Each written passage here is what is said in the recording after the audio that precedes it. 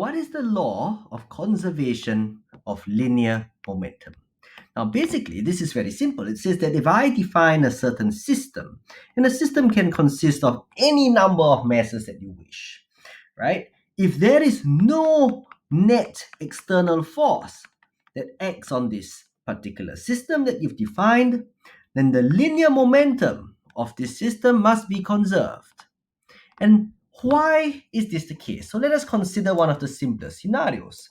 So suppose we have on a frictionless horizontal surface two masses, let's call this M1 and M2, and they are going to come and collide with each other. They're moving like this.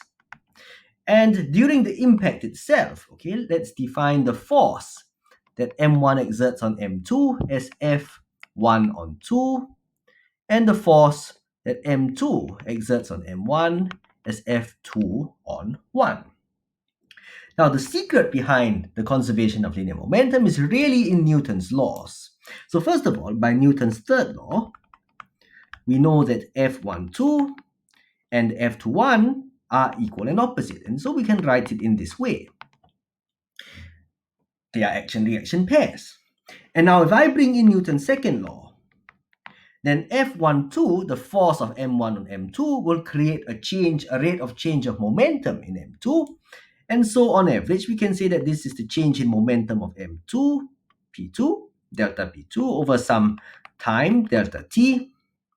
And this has to equal to negative delta change in momentum of M1 over some time delta T.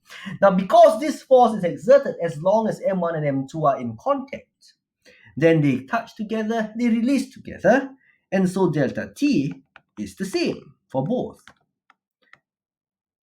And therefore, we can conclude that delta P2 must equal to the negative of delta P1.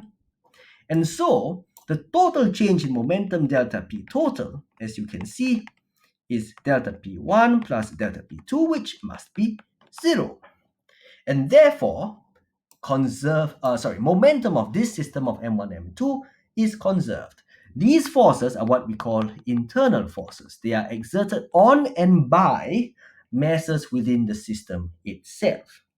And so an external force, for example, could come in the form of friction. So if this was a rough surface, and then friction will come in, and this could potentially take away some of the momentum from your M1, M2 system.